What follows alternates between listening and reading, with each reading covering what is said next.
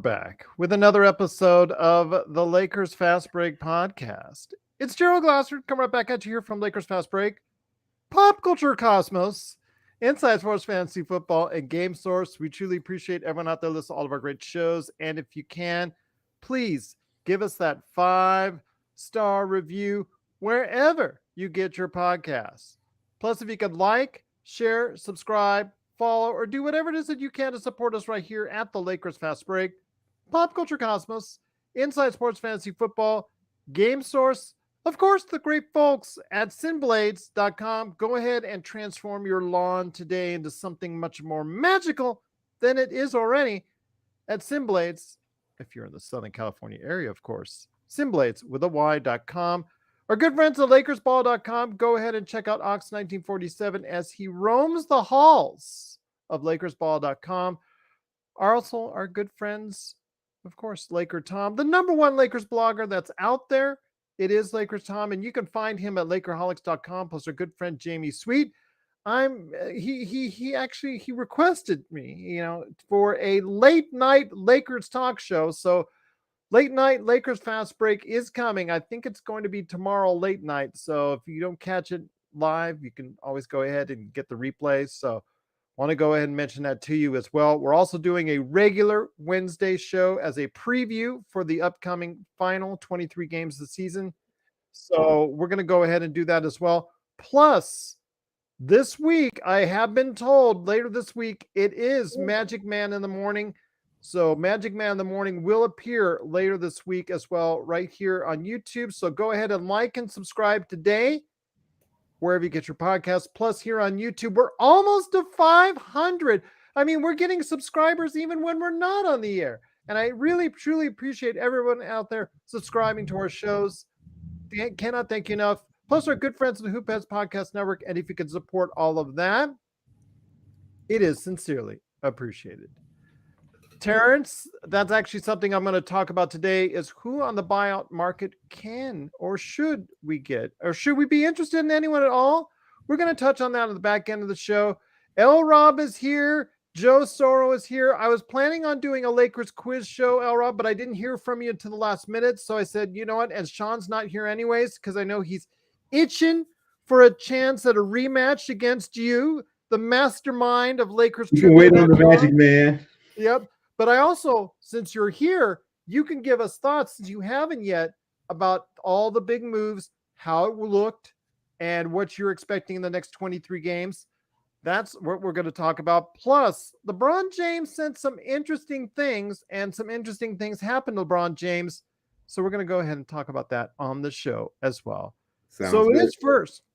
I'll tell you what. All-Star Weekend, it is, I guess, for a lot of people, a fun time. I hope you got a chance to catch Sean Grice, the Magic Man, as he was appearing on the All-Star Game, as far as for playback.tv/Lakers Fast Break, which you can get all of our games on. So hopefully you'll join us for that for next time.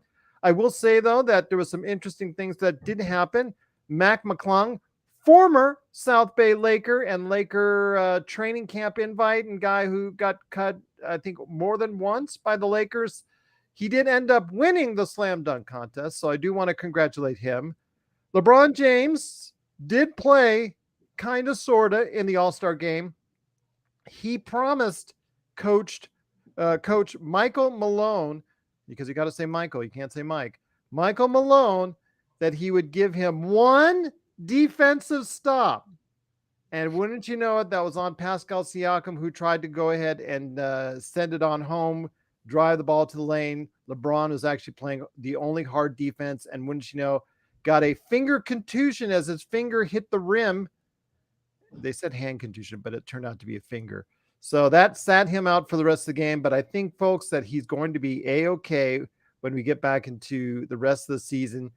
And he said, first off, the most important thing was the comments that he made was that his ankle feels good. His foot feels good.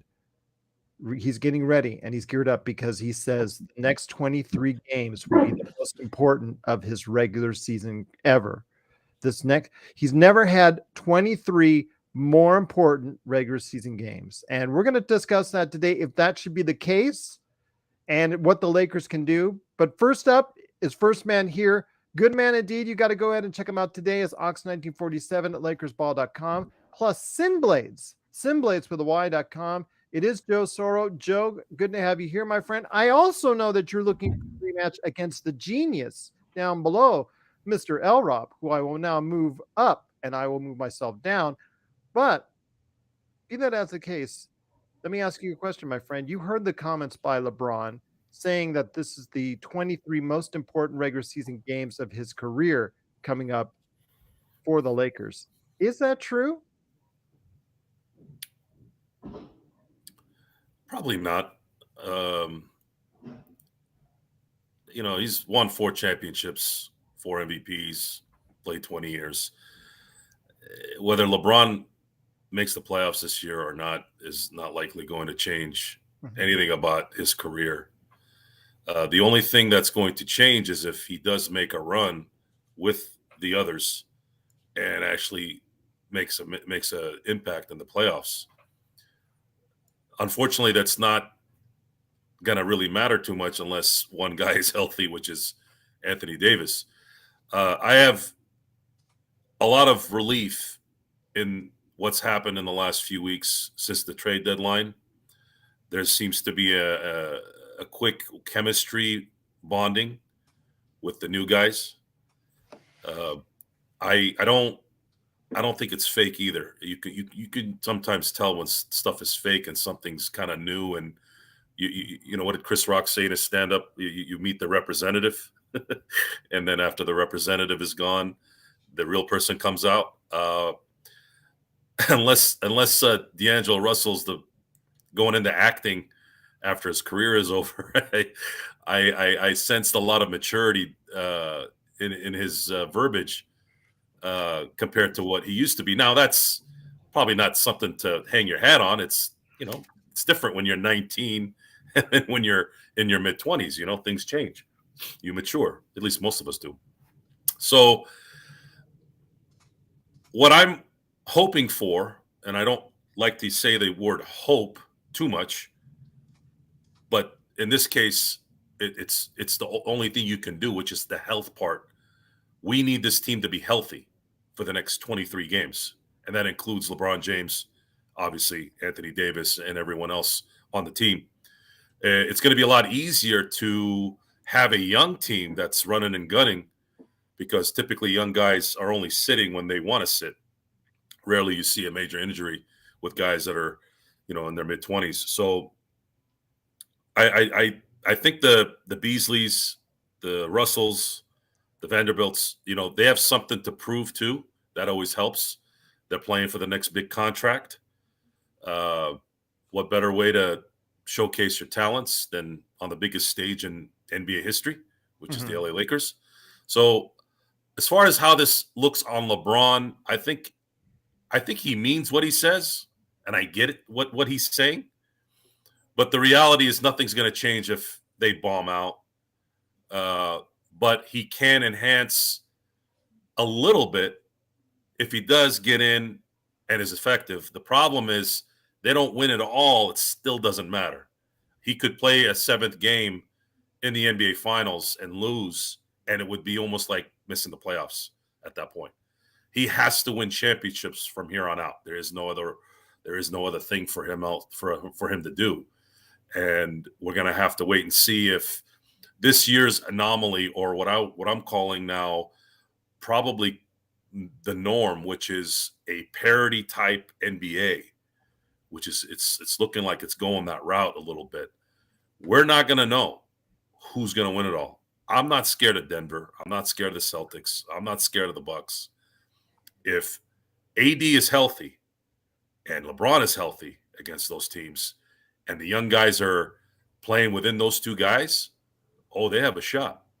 But do they have it to get to that point? That's going to be the question.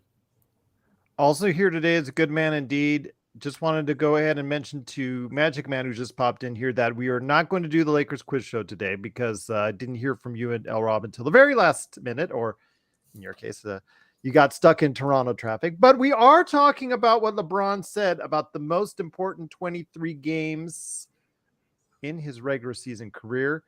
Good man indeed. You got to go ahead and check him out whenever you go ahead and check out us here at the Lakers Fast Break. It is LRob, the genius behind Lakers trivia, my friend, and also he's pretty darn good at Lakers fantasy basketball as well. My friend, great to have you here.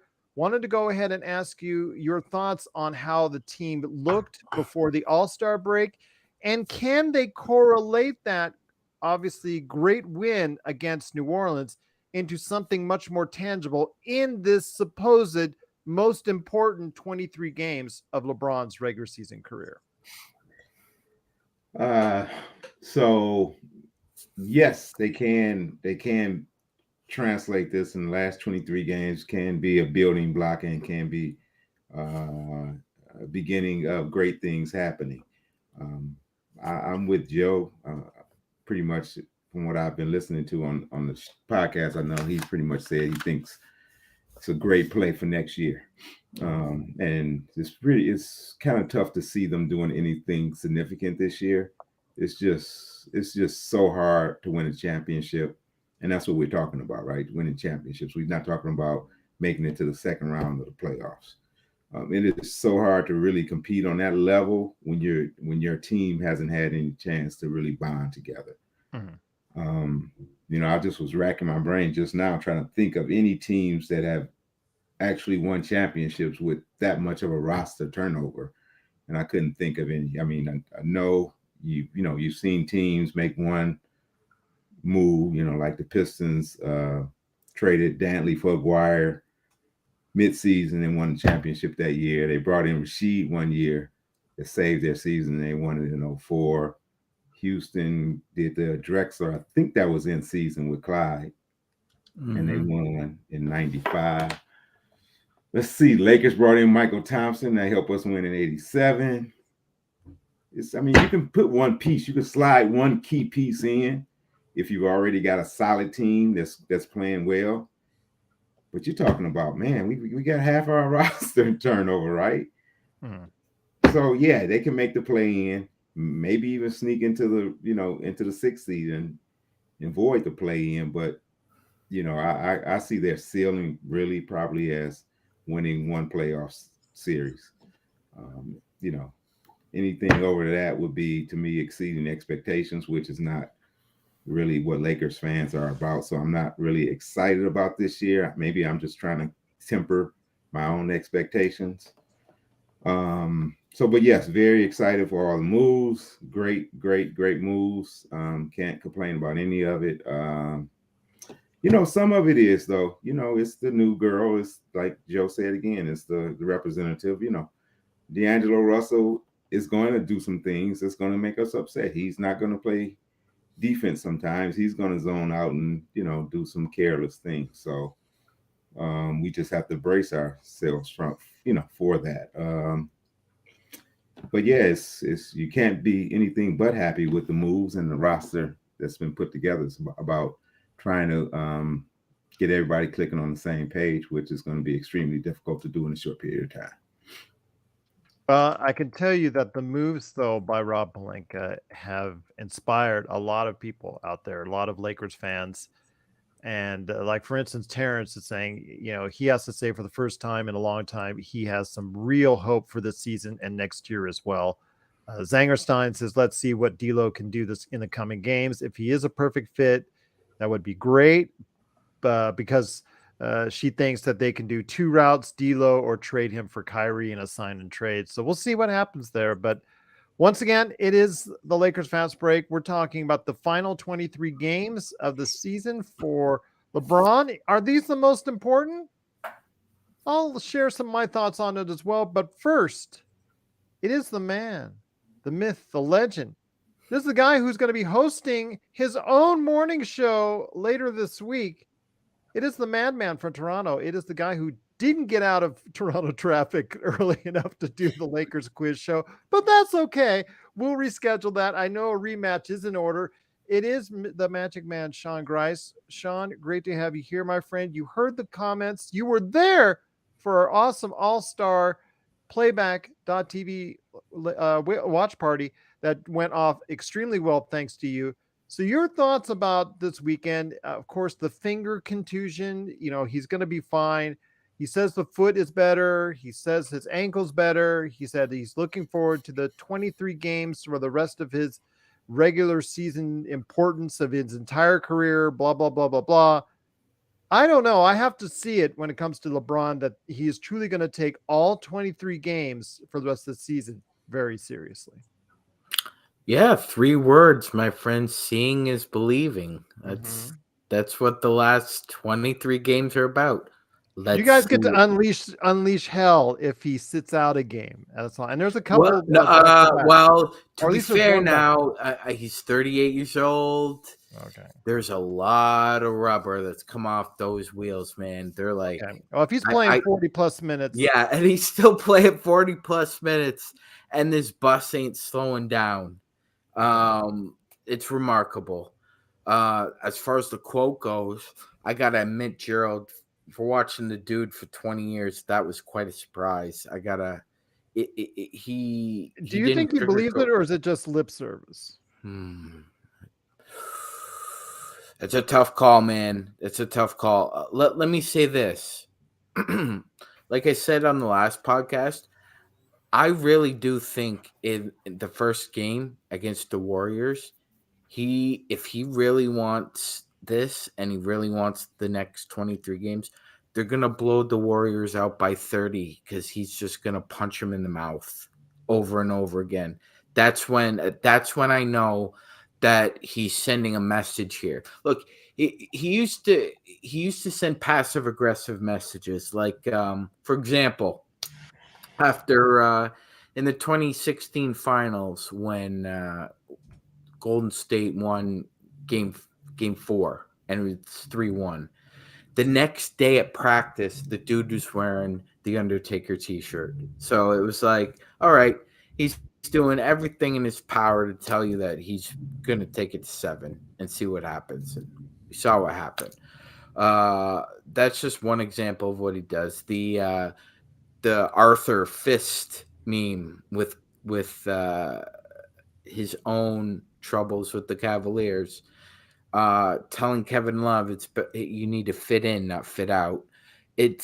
This was plain and simple. He said, these are the most important 23 games of my career. I absolutely believe him, Gerald. Like I said, if they come out and they blow the doors off the Warriors, he's sending a message. It's a message game. So whatever the result of that game is, and I realize it's only one game, and, well, Sean, it's only one game and there's 22. Well, it's a tone setter. Sometimes there are tone setters, and that one's going to be one for him. I believe you can split the MLE, Terrence. I believe you can. Mm-hmm. Yeah, it's just an amount. But most times when you're trying to get a player that is looking to see if they can cash in, they're like in like a limbo where they don't get the minimum. They're playing well enough not to deserve the minimum, but they're not playing well enough to get a standard $10 to $20 million contract normally. But you can split it up if you want, as far as the MLE. Yeah, how'd it go when we split it up with Kendrick Nunn? Yeah, moving on. It's the Lakers fast break. That was great timing. Bravo. There you go. But I do want to ask you guys, it was sent out by Terrence, a good question, a really, really good question. He was thinking that, where is it right here? I've heard all types of different opinions on how many games we need to win. What are your opinions? I said in the chat, the world's best Lakers chat at the Lakers fast break, 16-7. That's 9 games above 500. That puts them as a total for the year 4 games above 500, which should get them at least in the play-in as a 7th seed, I'm assuming, or maybe even a 6th seed they could slide in. LRob, I'm going to start with you first, my friend. What are your thoughts? What do you think the Lakers need to do to either get into the play-in or the playoffs? As far as what kind of record do you think they need to pull in these 23 games? Well, I think a 500 team will make it to the play-in. The Lakers, unfortunately, lose. I don't think they had a tiebreaker with most teams if there's some type of tie with one of those other teams. So the Lakers will probably need to be a couple games over 500 to make it. Well, 16-7 would put them 4 games above 500. Yeah, so I would go one lower than you. So give me 15-8. I think 15-8 will secure it. I feel like we're, instead of the Lakers trivia show and do you know your Lakers trivia, I feel like we're playing Price is Right. LRob, what is your answer? I say it's going to be $5 less than Gerald. Yeah, I mean they gotta play very good. They gotta beat these teams that they can't be losing these games, missing free throws, costing them games, making blunders at the end of the game. LeBron shooting 35 footers, on your last possession. Go out there and like MagicMan said, impose your will on these teams. Okay. I would like to see personally. I want to see LeBron now that he got more scoring and a better complement of players. Now you can focus a little bit more on defense. You don't have to carry the load scoring the ball.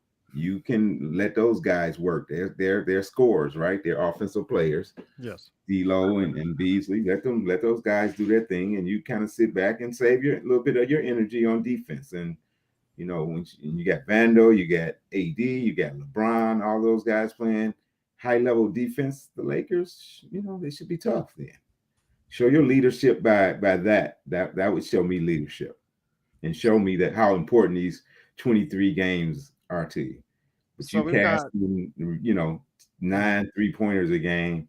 That's, okay. So what? You might get hot one game and filling it up, but next 2 games you might be, 2 from 8 from downtown. I don't want to see that. So we've got 16-7 for me, 15-8 for LRob. Joe. And I still feel like I'm Bob Barker when I'm actually saying this. As far as like Price, that's right. What do you think that the Lakers will do, or what do you think is the realistic Joe Soro prediction for what the Lakers can or will be doing for the next 23 most important LeBron regular season games of his career? Mine was based on what I thought they needed to do to get in, not based on probably what I thought they. Well, no, that's what I think they need to do to get like a 6th seed is what I'm thinking. Yeah. We have been iffing all year. Mm-hmm. We're now at the last lap of the season in a long marathon of a mile. If we're basing it off what we've seen, my earlier prediction before we got down to 23 was 10-17. There's 2 things that are going to have to happen here for this to not be a bad ending. The Lakers are going to have to stay healthy, and Darvin Ham's going to have to miraculously know how to set up his rotations better. The health part could happen. The mindset might be there to fight through some of those injuries now that it's the tail end of the year. But my worry right now is Darvin Ham. If there's one single thing that could be an issue where we can't fix, because Rob, despite our criticism the last year or so, made probably some of the more remarkable trades in this deadline, and not so much because of what he got rid of and what he got in return. It's how it's set up. They lived up to that want in not having anything beyond the 2023 season. I had no idea they were going to be able to pull off getting this kind of talent that seems to be pretty good with LeBron and AD in terms of complementary players, depth, guys that can actually shoot, things that LeBron offense needs. And the fact that they don't have anything committed to any of these guys. I even found out late last week that Mo Bamba's $10 million is not guaranteed. So I didn't know that until last week. So they have no commitments with the guys they brought in, and they're talented guys, and they're young guys, and their skill sets are made to play with a LeBron James who can shoot. I think Vanderbilt's still on a rookie deal. Vanderbilt is committed for next season. Yeah. Now Vanderbilt can't shoot, can't hit free throws, but he's the dog. Do everything else. He's the dog. You can't have everything, but dang it, you got somebody now you can sick on someone, which we haven't had since, I don't know, Caruso, Yeah. KCP on certain occasions, Kuzma when his shot wasn't going down. Kuzma, When he finally because learned how to play defense. well, the thing is with Kuzma, and something that I always have to praise him on is he realized he wasn't going to be Rashard Lewis. I thought his ceiling would have been a Rashard Lewis type, right? Rashard Lewis was I believe a second round pick out of high school, 6'10", lanky, and did very well. Had a very good NBA career. Don't tell him not that now in Washington, because well, I mean, again, I was hoping that he could be at least something like that, hitting the open shots. That's all we wanted, right? He couldn't do it, but he helped in playing good defense and putting in the effort, not being a pain in the rear end in the locker room in any way. So, well, as I said before, when he first started, he was El Matador. He was a great offensive key, and everybody, he was one of my favorite Lakers players. He was really a good offensive player, but absolutely was terrible on defense. He worked really hard in that 2019-2020 season to turn that around to become an effective defensive player. Or somebody got in his ass and made him do it. You know, it's funny. Who played defense in this Rob Sacre era? No, not Rob Sacre. They were tanking. I don't think you have to worry about that. But the Lakers pulled off a phenomenal. Canada's very own, by the way. And I don't want to dog on Rob. He's such a nice man, but you know, it is what it is. I don't know how this is going to end. If I'm basing off what I've watched, it's not going to likely end well. But the other thing the Lakers are going to have to assess here, the last 23 games, is Darvin Ham the guy you want being the captain of this team? And being that Nate McMillan just got fired out of Atlanta, likely because he's too hard on the younger guys. Because I think Nate McMillan is a good coach, but he seems to keep going to places where he runs into the I don't know how to say it other than soft. Well, remember he was an assistant, and the coach there got fired, and he replaced him. Yeah, he got under the skin of people in Portland as well. Yeah. And that's likely because from what I've heard, I mean, I guess I don't know 100%, but he's not too sensitive in a sensitive world. So I would like to see, and Quinn Snyder is right now the leading candidate. I know they're not going to fire Darvin Ham. It's just too many years on that contract. I wish they hadn't given him was it a 4-year? That's just too much for a first-time coach, in my opinion. But I would have liked to have seen Quinn Snyder with this team. I think we would have been better off. But again, I'm going to assess Darvin Ham more than anything in this with this team at this point, because if injuries come in and become a problem, then this team is just going to have to reevaluate what they want to be next year. Are the two stars going to make it? I think LeBron can make it. I think he can pace himself next year. But will AD make it? That's going to be the tough decision if this doesn't work out. Does AD have to be moved to get to get out of this? What would be the fourth year we're dealing with a potential injury-plagued season. So let's get back to what the original question, though, by Terrence, and that is, what do you think the Lakers need to do to get into the playoff mix? I think they have to win 42 games to get in the play-in, which means they got to win 15 games out of 23, which is go 15-8. There you go. He's tied with LRob. Okay, fair enough. Oh, LRob said that too? Yeah. Well, we're not playing a trick. Like mines. So it's okay. 15-8 it is. That's fine. Sean, your thoughts, my friend. And you can go lower or higher. It's okay. I already made up my mind, Gerald, and so we've got a split here. I'm 16-7. Okay, fair enough. So we all think reasonably on that. I'd love to have Laker Tom. When next time I get Laker Tom, Oh, on, Laker Tom would, be 18-5, 20-3. There 19-4. you go. Yeah, absolutely. Well, I love. He said he'll be by later this week. So yeah, he's in travel now. So wish him safe travels. But it is a Laker. Go ahead. See, Gerald. The problem is not only are you climbing uphill, but the problem with climbing uphill, especially in basketball, is that you have to have other teams go downhill while you're going uphill. That's the difficult part, because it's not just like Rob was saying. The matchups against individual teams haven't gone in our favor in the West. I think I think we've got one of the worst conference records in the league, if I'm not mistaken.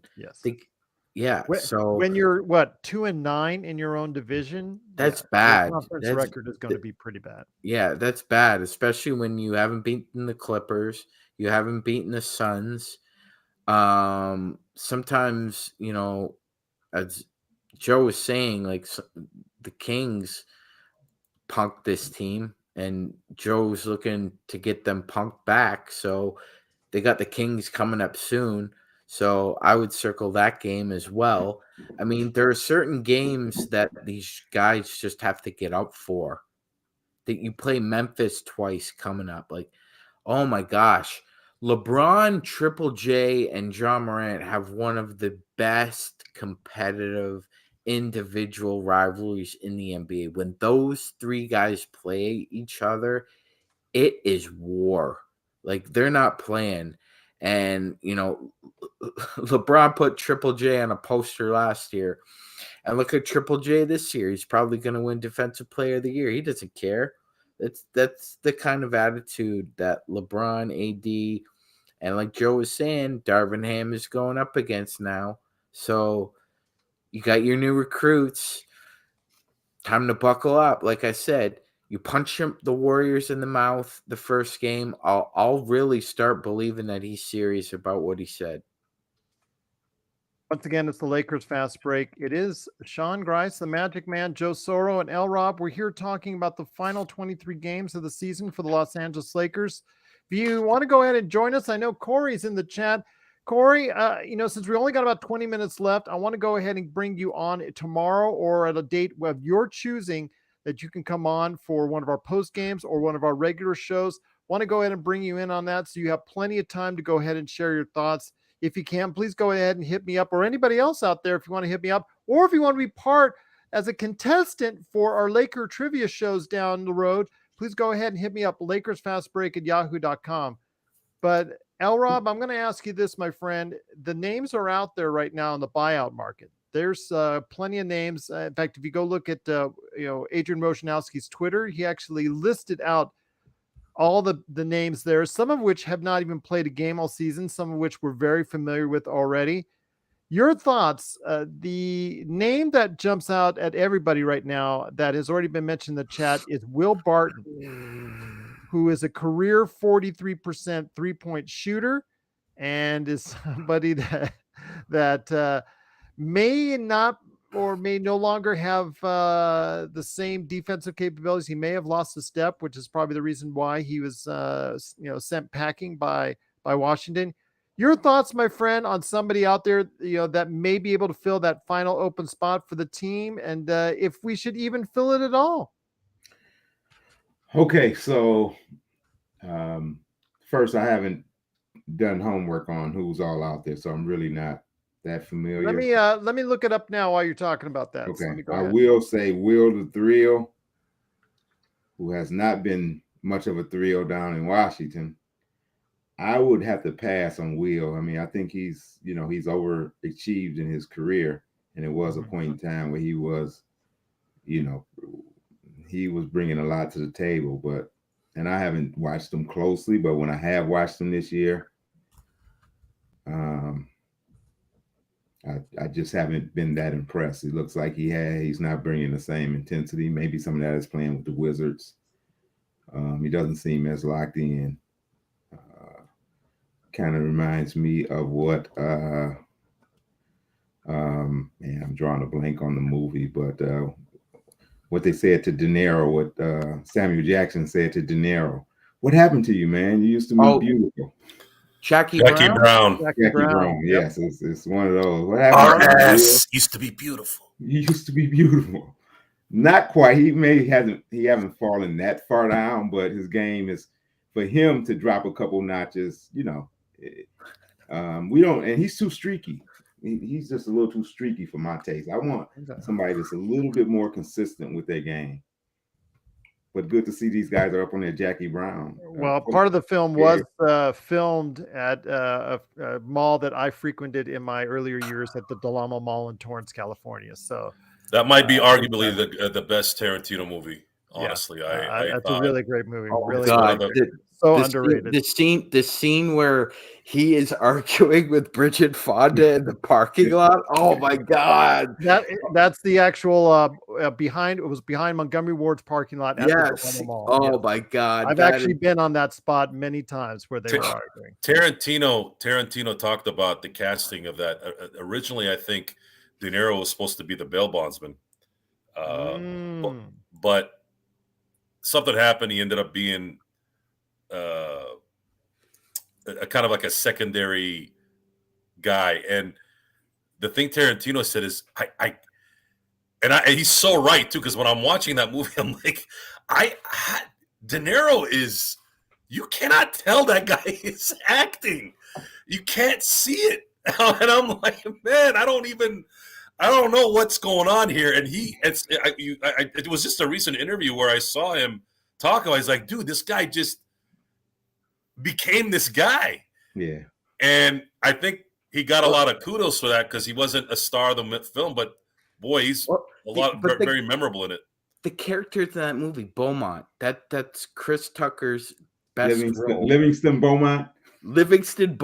That, like, the characters in that film are just incredible. Like, I'll agree with Joe there. I think as far as characters go, Jackie Brown has the best, no doubt, of anything he's written. The story too, the way they concocted the whole thing. So yeah, it's sorry, Gerald. We could have a show. We could have a show talking about that movie alone. Yeah, I would go along with it. As I told you, I have a great fondness for that movie as well. I see so much of my younger life in that movie. So I truly enjoy that movie so much as well. But I wanted to give you that list that you were asking for, LRob. Yeah.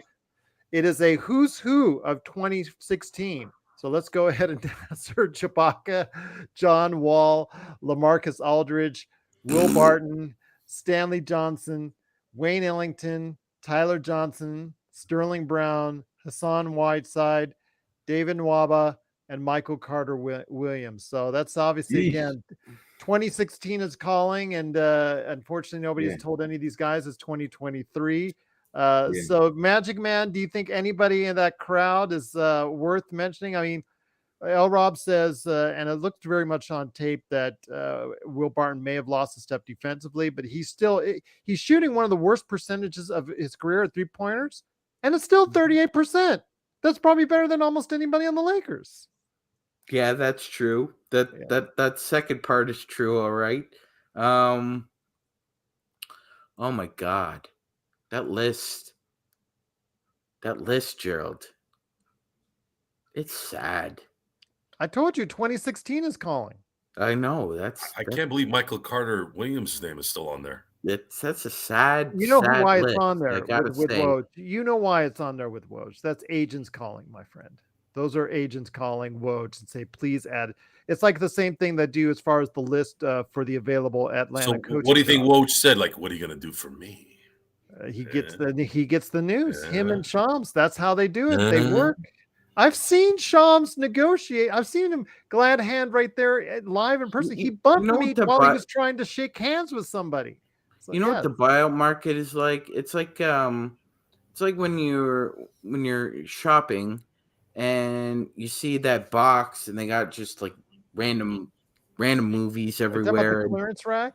Yeah, I went to a Goodwill store for construction people, typically, and I went in there. There was this huge room with all the DVDs and Blu-rays, mainly DVDs, And sometimes there's 80s movies that they haven't released online. So I went through, I don't know how many, 1,000 of those DVDs, and I realized, what the hell am I doing with my life in here? And I couldn't find anything I left. Not one. What you should do? I have everything. I thought it'd be something. But Joe, you know what you should do? You should go in there with an eBay app and see if because there's a resale market for DVDs. Oh, I know all about that. I sold my Blu-rays in 2011 for a pretty good price before I went digital, and all my computer geek friends growing up from growing up, and they were like, "Dude, get out of that VHS." You'd be surprised. And it was also room. Like, it cleared out my room. Jeez, I had so many movies, and I'm like, what the hell is this? I gotta figure out another way to do this. I told my parents not to throw any of that stuff out because they got all of it. Don't throw, because they threw out. I had original Ghostbusters swag merch. I'm just telling you, check eBay. The hall, and they got rid of it all. And so I told them, don't get rid of anything that you got, like you saying, Gerald, VHS. It's like when Peggy Bundy got rid of Al's Playboys. Yeah, exactly. Oh, yeah, exactly. But what I was going to say, I'm telling you right now, the stuff is worth money. Yeah. So the buy market reminds me a lot of the clearance rack. So if there's anybody that stands out, Will Barton, that would probably he would be like the RoboCop 2 or Reservoir Dogs that you find in the clearance rack. Like that's the best of the bunch. So Joe's saying no one. Is that correct? Yeah, I don't think we're going to get anyone. I think we're pretty stacked. I think Will Barton, because he can hit threes. I think because he can hit threes is going to be going to a contender. I think he's going to go. Yeah, I don't think. And then who else is left? It's really absolutely nobody that might even have a pulse. I'm not even sure if they have a pulse. So I will say, though, that it is interesting. We're going to hear it can continue rumors, although Patrick Beverley did sign with Chicago and Russell Westbrook with the Clippers. So before we head on out, guys, and I know Sovereign doesn't like it when I say that, we're going to be able to touch on it, though, and that is the former Lakers. And LRob, I'm going to start with you, my friend. And that is Russell Westbrook going to the Clippers, which I think we're all excited about for all the wrong reasons for Clippers fans and all the right reasons for us. And, of course, Patrick Beverley, with the awful situation that's happened to Lonzo Ball, he was just shut down for the rest of the season, and there's a possibility that his career could be over. That is now what they're looking at as far as they're going to, I think, over the course of the summer, next few months, they're going to look at his knee seriously, and they're going to judge whether or not it's career ending or not, because it would mean some type of financial compensation back to the Bulls as far as whether on their salary cap or whatnot. I don't know if he's insured with Lloyd's of London or anything like that, but I just know that there would be some type of compensation to the Bulls if it's deemed career ending. So your thoughts, though, on Patrick Beverley going to the Bulls, and of course, Russell Westbrook to the LA Clippers. Well, the Bulls don't seem like they have any direction or any real plan. So what the heck, pick up Patrick Beverley. So I don't think it'll have any impact. I did see his statements about he's on a mission to make sure the Lakers don't make the playoffs, since we play the Bulls twice. I'm sure, LeBron and AD are shaking in their boots, from seeing him. But they do play the Bulls twice toward the end of the season. I would just love for him. Back games for the Lakers at home and home, actually. LRob, I would just love for Patrick Beverley to guard up against LeBron James. That would just be killer. Those 6'1" wing that he is. Yeah, well, actually, I do recall at one of the games, I think it was on Christmas Day, when he stripped LeBron on the last play of the game, right? Yeah. LeBron was going up for a jump shot, and he kind of knocked it out of his hands, and I think it may have been a couple. I think that brought the clock down to like within a second left in the game, so Lakers had to throw some type of lob toward the basket or something crazy. So, I mean, Pat Bev does bring a little value. I mean, it wasn't lost on me that Damian Lillard went out and did whatever he did to us, but the previous two games when he played against the Lakers this season, he had subpar shooting games. So, certain matchups that he would have helped us with, and Damian Lillard was one of them. But yeah, that's a non-factor. And he won't help. He won't help the Bulls, and of zero consequence him moving around to going wherever he's going. He'll bring some chatter to them and draw some attention to himself. That's all he's worth at this point in his career. So what about Russell Westbrook? I mean, Now, Russ, I think with the Clippers not having a real point guard, I think Russ can bring some value to them. I think, they don't have a ball handler, so I think Russ could help them. So we'll see. Ty Lue's a good coach. He knows how to deal with challenging personalities. Him and PG's got a good relationship, so I'm sure Russ will be on his best behavior. And Clippers always figure out a way to to self-destruct. So we'll see which way they come up with this year. But yeah, I mean, that was a smart pickup for him. I thought the best fit for him probably was Miami, though. I thought Miami could use some athleticism and a little more explosiveness to him. Mm-hmm. So I was surprised they didn't pursue him a little harder. I would have said the Bulls personally, because the Bulls don't have a true point guard right now. A team that had some aspirations to do something. I mean, the Bulls. Yeah, that's true. They're much lower on the rankings in the Eastern Conference, so I can understand why. Yeah. But I probably hold Westbrook in a little higher esteem than my colleagues here. So. You do, and I will respect you for that. And you've been higher on that since the get-go. But I have a feeling that Sean and Joe might feel a little bit differently on the Russell Westbrook. But they're happy that Russell Westbrook's on the Clippers. So I guess I am glad he's no longer with the Lakers. I think the people we got was a much better trade and a great fit for us. So that much I'm happy with. Yeah, I would have preferred him not go to the Clippers, though. Actually, I would have.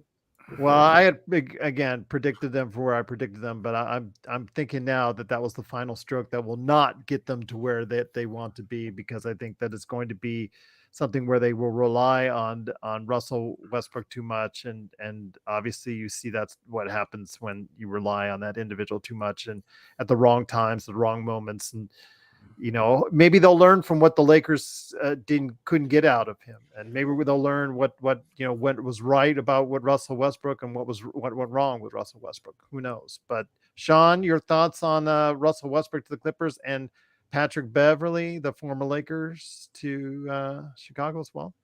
Well, I just have to piggyback off my main mentor in old school b-ball, LRob, about what he was saying about the Heat and the Clippers. Like, yeah, I'm with Rob. I thought that Miami probably could use some more gas on the court.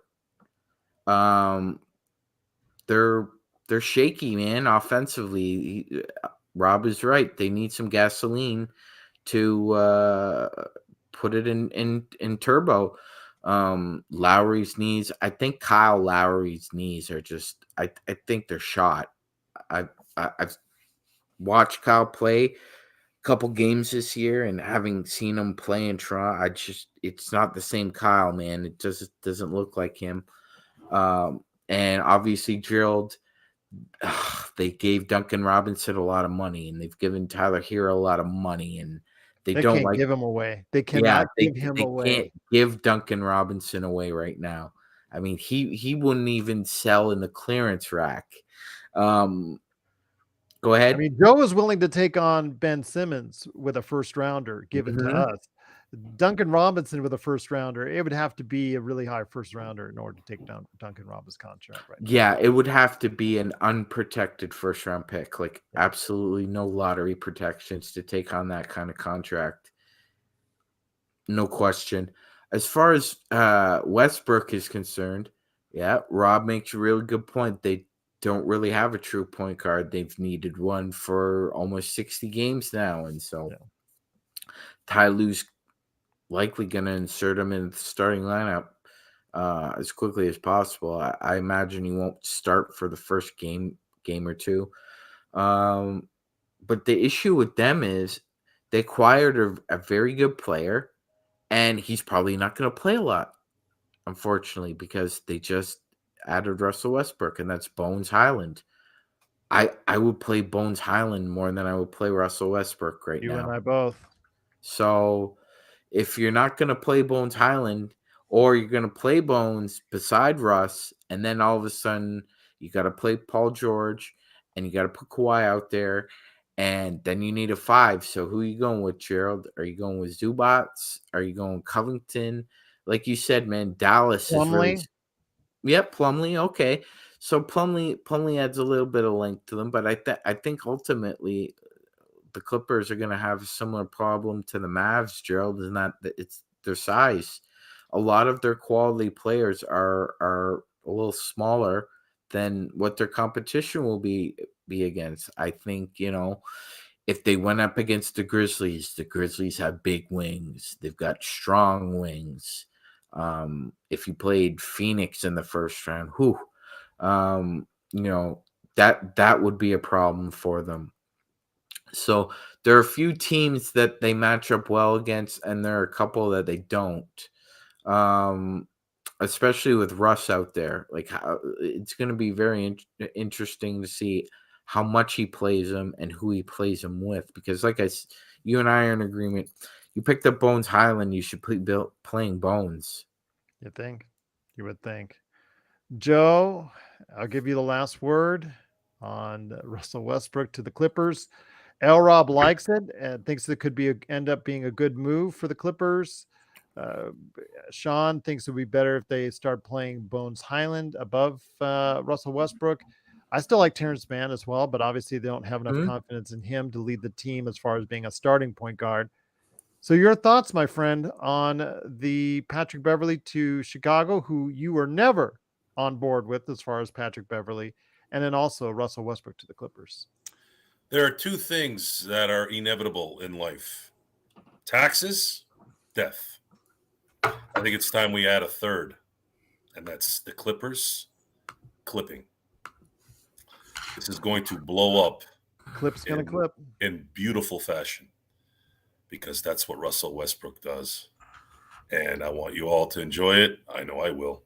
And if you think it's not going to happen, you haven't been watching basketball very long. So I am looking forward to not only watching the Clippers do what they do best, which is lose when it matters, year in and year out. I'm also looking forward to hopefully